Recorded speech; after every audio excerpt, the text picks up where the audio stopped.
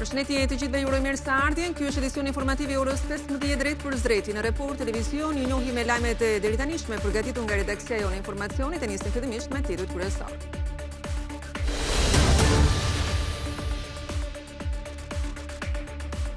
Familjarët e Astrid Hysenajt, viktimës së përmbytjeve në Durrës, rrëzojnë pretendimet e kryebashkiakes Emiriana Sako se punëtori i pastrimit vdiq pasi kishte përfunduar orarin e punës. Për Report Televizion të afërmit rrëfejnë se kanë pamje filmike që faktojnë se Astridi ka qenë duke punuar tek plepat, aty ku u gjeti i mbytur në kanal. Ata bëjnë thirrje për të ndihmuar familjen e 54 vjeçarit, i cili ishte i vetmi që u siguronte të ardhurat.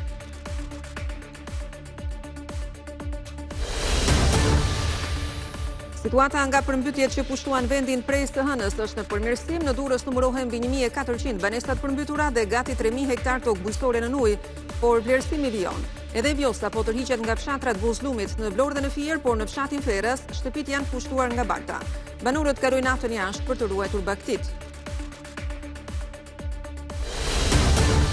Zyrtarisht policia e Tiranës ka regjistruar aksidental zjarrin që shkëmboi mbi 100 magazinat e kish uzina Dinamo. Prokuroria e Tiranës ka marrë në dorë hetimet për të gjetur shkakun e plotë. Nga imazhet e kamerave të sigurisë shohej se gjithçka nisi nga një shkëndijë elektrike. Për Report Televizion, tregtarët rrëfyen një ditë më parë se dëmi është shumë i madh dhe bizneset ata i kishin të pasiguruara. Gati 5.2 miliard lekë do të shpërndahen fermerëve këtë vit përmes skemës kombëtare të mbështetjes. Brenda qershorit të këtij viti ata do të marrin edhe kompensimin me 10% për faturat që kanë marrë nga tregtarët kur ju kanë shitur produktet. Edhe 2026 ka nisur pas bllokim të fondeve i par 3, ndërsa Komisioni Evropian thot për Report Televizion se ende s'ka një datë për hapjen e tyre, por thekson se janë gati të nisin mbështetjen me kusht që interesat e Bashkimit Evropian të garantohen siç duhet. Një nga veprat më të rëndësishme të Akademisë të Shkencave Fjalori i Madh i Gjuhës Shqipe, një vepër me 105.000 fjalë do të hidhet online për publikun më datë 12 janar. Sipas drejtorit të Institutit të Gjuhësisë Valter Memisha, projekti përfaqëson fjalori më të plotë që është startuar ndonjëherë për shqipen.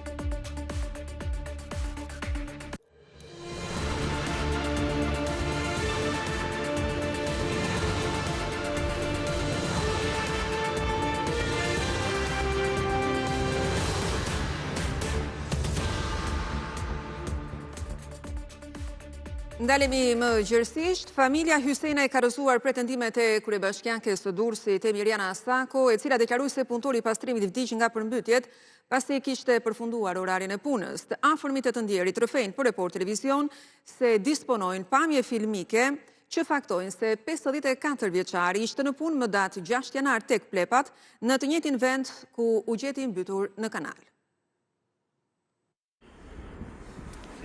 Familja Hysenaj ka hapur dyert e mortit në Arapaj të Durrësit. Të afërmit përcollën të premten në banesën e fundit Astrid Hysenaj, i cili u mbyt në kanal në rrethana ende të paqarta ditën e përmbytjeve në Durrës.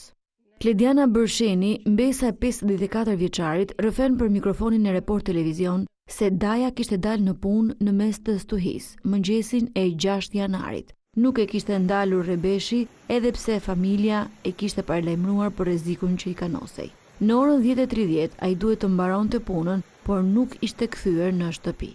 Daja është nisur në punë si gjithmonë në 5:30 në orarin e tij të punës, si normalisht, edhe familja ka tentuar ta ndalojë që mos shkojë, megjithatë ka qenë njëri shumë i mirë, shumë i përpikt në punë. Trupi i pajet u gjet nga policia pas 2 ditësh në këtë kanal që shihni në pamje, pranë plepave në Durrës.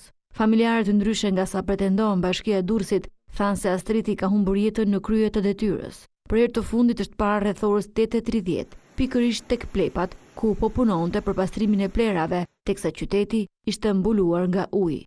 Kemi parë nga kamerat e vendit të paktën afër shtëpisë që deri në orën 8:25 ai ka qenë duke punuar tek mbikalimi i parë i këmbësorëve kur vjen në aksin Plepa Durrës. Pastaj ai që aty nuk është parë më. Detaje më të forta rrëfen djali i Xhaxhait, Osman Hysenaj, i cili thot se kanë në duar pamje filmike nga kamerat e sigurisë që tregojnë momentet e fundit të 54 vjeçarit. Rreth orës 8:25 biles po ta shohësh dhe në ato filmimet e kamerave që kemi ne, te mbikalimi aty ka qenë ujë deri te gjuri, edhe ai prap blidhe letrat që ishin sipër ujit dhe i hidhte te koshi. Deri në momentin e fundit të jetës ai ka qenë kryedetyrës. Dhe ne dyshojmë ku ka rënë është pikërisht në kanalin, në një kanal të vogël që është në zonën ku është parë për herë të fundit. Të tronditur nga humbja e njeriu të tyre të dashur, familjarët janë të shqetësuar për qëndrimin e kryebashkiakes Emiriana Sako, e cila u përpoq të mohonte punën e palodhur të punëtorit të pastrimit dhe të heqë çdo përgjegjësi, duke thënë se ngjarja ka ndodhur pasi Hysenaj ka përfunduar orarin e punës. Ne nuk fajsojmë as ndërmarrjen as bashkinë asnjë për këtë rast. Është fatkeqësi natyrës. Dakor, por paktën mos të hidhet baltë. Mos të përbaltin familjen, mos të përbaltin figurën e tij.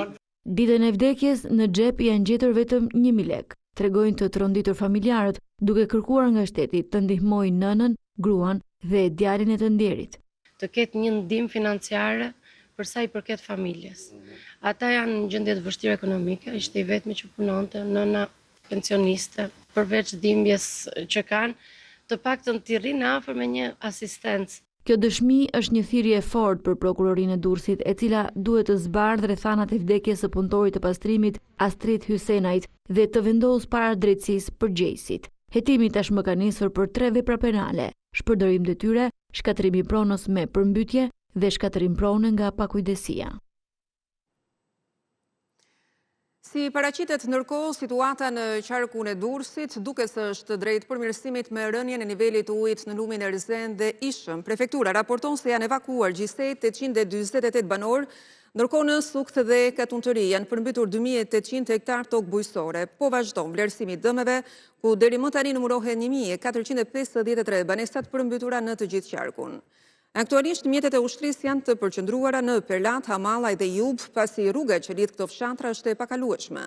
Koloneli Idris Kuca tha për Report Televizion se forcat e armatosura janë të angazhuara me të gjitha kapacitetet.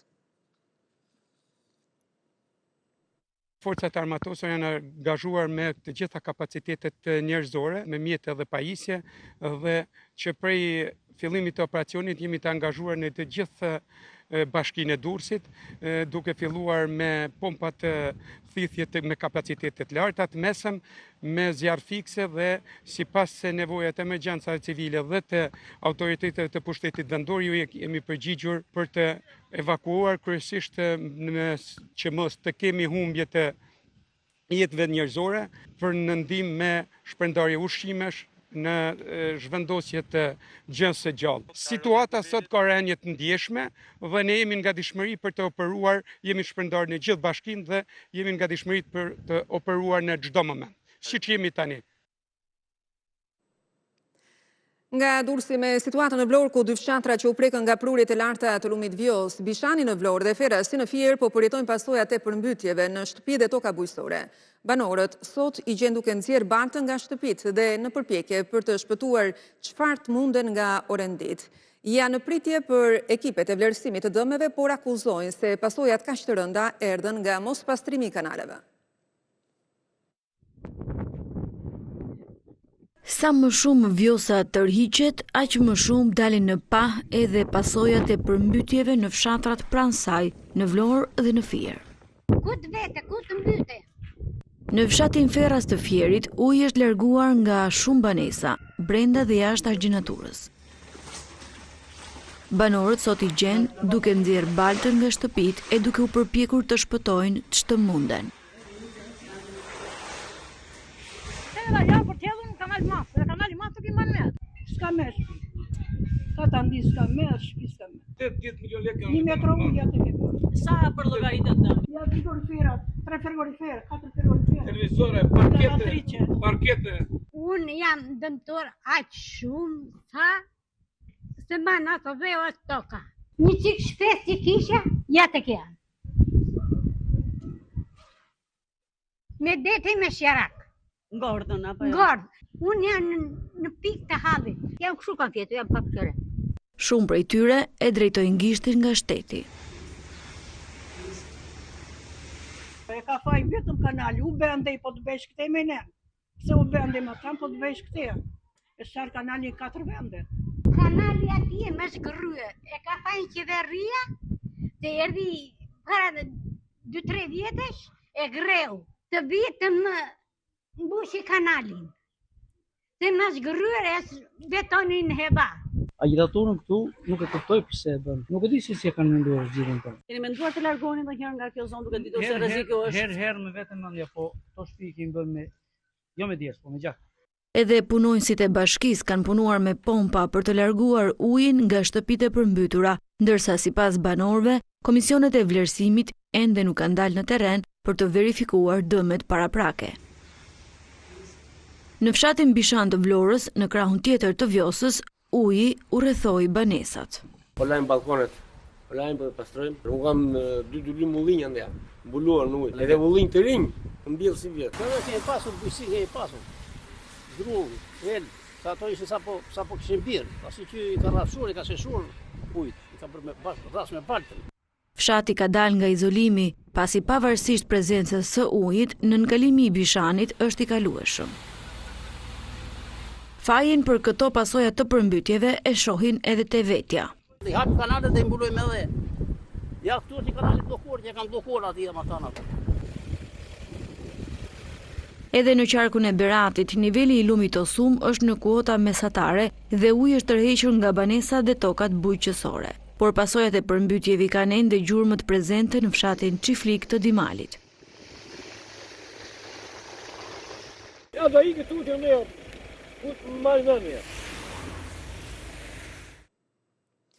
Ju njohi me situatën e rrugëve në vend ku nga veriu në jug kemi raportuar edhe për rrëshqitjen e dherave nga njëra anë dhe rreshjet e të borës nga ana tjetër, të cilët kanë krijuar vështirësi në qarkullimin e automjeteve.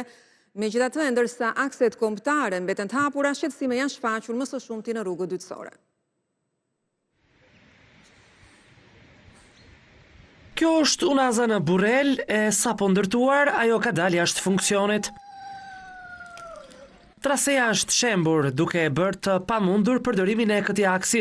Automjetet janë të detyruara tani më të kalojnë përmes qytetit. Në veri të vendit, akset kryesore janë plotësisht të hapura, probleme vetëm me rrëshqitje të gurëve dhe inerteve si në disa pjesë të rrugës së Arbrit. Shqetësim ka në rrugët dytësore në Tropoj dhe Kukës. Në Shkodër disa akse malore përfshirë Hani Hotit, Dogan Vermosh dhe Bog Qafthore Theth janë të kalueshme vetëm në Goma Dimri dhe Zinxhir. Në jug të vendit, rruga Llogaras është e hapur, ndërsa në hyrje të Imarës, në qafën e Vishës, rrëshqitjet e gurëve nga faqet e malit detyruan autoritetet të bllokojnë përkohësisht qarkullimin. Në aksin kombëtar që lidh Tepelenën me Gjirokastrën, prej disa ditësh qarkullimi bëhet vetëm përmes një korsie, për shkak të rrëshqitjeve të vazhdueshme të dherave pranë zonës së quajtur Shkalla e Zezë. Në zonën e Korçës, rruga e Qukës Qafploç mbetet e pashfrytzueshme që kur 4 ditë më parë rrëshqiti një masiv shkëmbor.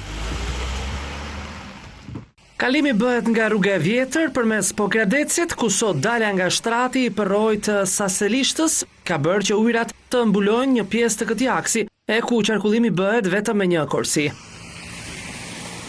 Gjatë ditës, Arashë njoftoi se pati një shkarje anësore të trupit në rrugën drejt Dardhës, ndërsa për shkak të dëborës, kalimi është i detyrueshëm me zinxhir. Rrëshqitjet nga skarpatet e rrugëve bllokuan për afro një orë qarkullimin drejt Gjinarit në Elbasan.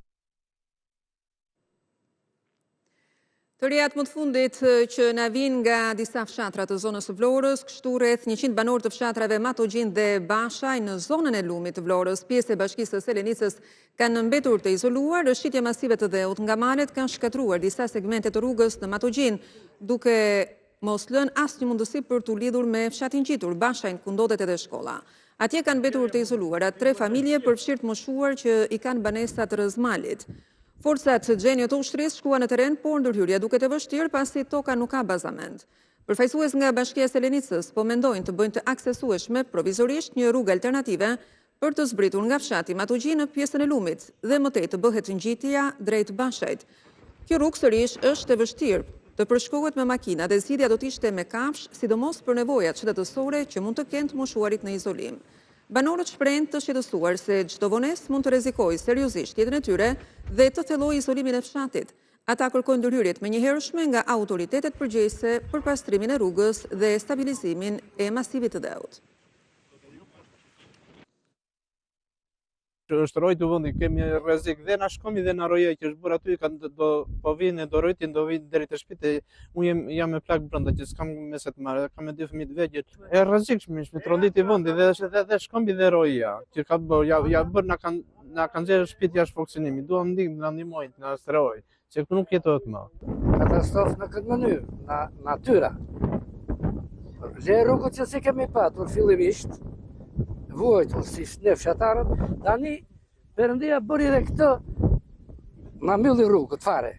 Mua më ka ndodhur edhe një punë imja pranë shtëpisë, një plasaritje shtëpie. Dhe nuk po më vjen njeri që unë të kontaktoj me të. Atje jetojnë prindë mi në këto momente, janë të evakuuar, nuk ka mundësi si ti marrë tani, se s'ka mundësi zgjidhje rrugë për ti marrë. Dhe janë 3 familje të cilat kanë 72 orë atje. Një makina Audi me targa angleze doli nga rruga pas mesnatës dhe ra në përrojën e fshati Dars në Klos. Në të udhëtonin 2 persona nga fshati Fullqet, shoferi Andi Losha, 24 vjeç, i cili mundi të dal nga makina dhe të mbijetoi. Pasagjeri Jurgen Karaj, 30 vjeç, dyshohet se ka marrë jeta e lumit. Burimet thanë se ai është i dobët dhe i smur dhe mendohet se nuk ka mundur të dal nga uji. Fillimisht pasi policia mbriti në vendin e ngjarjes, nuk gjeti askënd, duke dyshuar se rjeta mund ta ketë marrë, bashkë me të gjithë personat që ishin në makinë, por pas hetimeve u zbulua se 24 vjeçari Andi Losha kishte dal nga uji dhe pa njoftuar policin, ishte larguar duke lënë mes të ujit mikun e tij Jurgen Karaj. Ky veprim i kushtoi lirin të riut pasi u arrestua. Rezulton sa i drejtonte makinën në gjendje të dehur. Në vendin e ngjarjes mbritën polombard forcave Renea dhe të shërbimit sjarfikës, të cilët janë në kërkim të trupit të 30 vjeçarit, i cili dyshohet të jetë spostuar nga rjeta e ujit për shkak të prurjeve të mëdha prej shirave të fundit.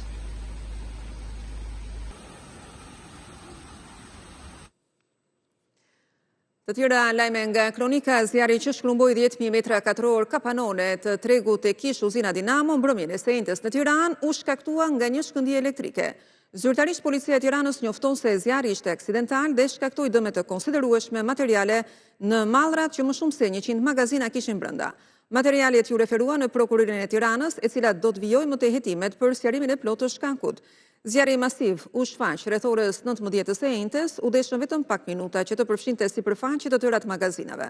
Në vendngjarje përveç zjarfikësve të Tiranës mbritën edhe ato të Kamzës, Vorrës dhe të Elbasanit, të cilat luftuan për orë me radhë për vënien në kontroll. Tregtarët që humbën investimet e një jete janë të shokuar nga ngjarja, pasi nuk i kishin biznese të siguruara. Dëmet financiare nga flakët konsiderohen masive.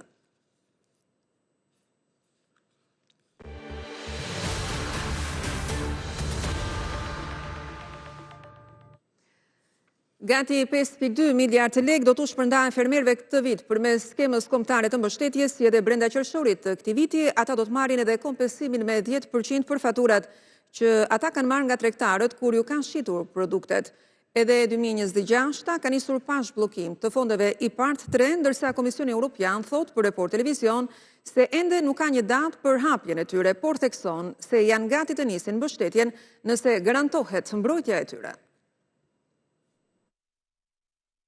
Bujqësia nis vitin në nethet e kushteve të vështira atmosferike që po dëmtojnë tokat e prodhimet bujqësore dhe me një buxhet që ka një rritje modeste në raport me vjet. Shpenzimet e parashikuara për Ministrinë e Bujqësisë për vitin 2026 janë në vlerën e 16.2 miliard lekë, nga 15.9 miliard që ishte buxheti 2025-s. Për të mbështetur fermerët si në prodhimet bujqësore ashtu edhe në shtimin e fermave për prodhimet blegtorale, në buxhet janë parashikuar për skemën kombëtare 5.2 miliard lekë, por kjo shifër pritet të rritet me aktet normative që do të ketë gjatë këtij viti. Kurse për vitin që lan pas, mbështetja për këtë skem u rrit në 6.4 miliard lekë nga 4.4 miliard që ishte parashikuar në buxhetin fillestar. Po ashtu po punohet për një rishikim të skemës kombëtare të mbështetjes për ta përshtatur me nevojat e fermerëve ku pritet të preket edhe skema e naftës. Gjatë këtij viti do të zbatohet për herë të parë edhe kompensimi 10% për faturat që fermerët do të marrin nga grumbulluesit, agroturizmat apo bizneset e tjera kur shesin produktet e tyre. por këtë kompensim do ta marrin vetëm ata fermerë që kanë nipt në tatime dhe jo në QKB.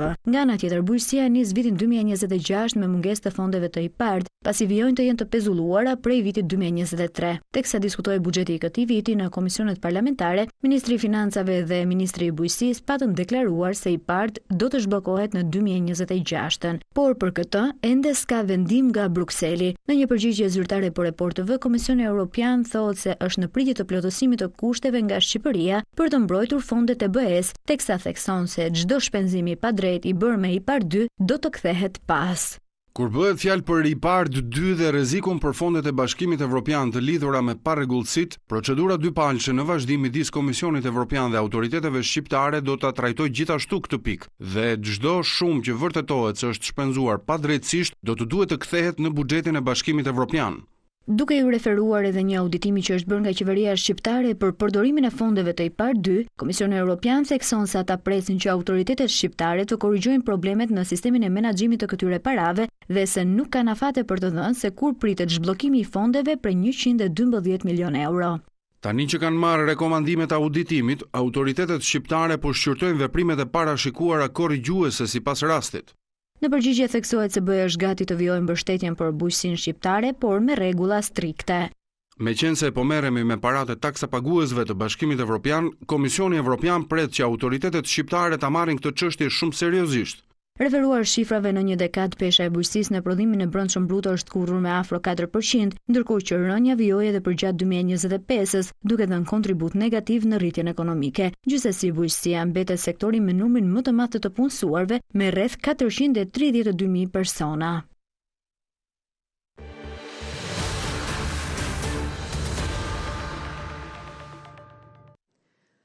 Jemi me kulturën, një vepër me 10 vëllime me 11.000 faqe do t'jetë fjalori i madh i gjuhës shqipe, ndërsa projekti do t'hidhet online për publikun këtë të hënë.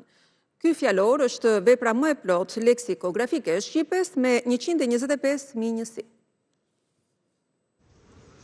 Një nga veprat më të rëndësishme të Akademisë së Shkencave, fjalori i madh i gjuhës shqipe, i realizuar pas 5 vitesh punë intensive, do të jetë i gatshëm për konsultim online, duke filluar nga data 12 janar. Sipas drejtorit të Institutit të Gjuhësisë, Valter Memisha, projekti i përfunduar më 24 dhjetor 2025 përfaqëson fjalorin më të plotë që është hartuar ndonjëherë për shqipen. Është një vepër me rreth 125.000 njësi në atë që quhet makrostrukturë, ku përfshihen rreth 105.000 fjalë, rreth 12.500 njësi frazeologjike. Gjithashtu kemi 1.200 emërtime të shkurtuara ose që quhen ndryshe akronimit.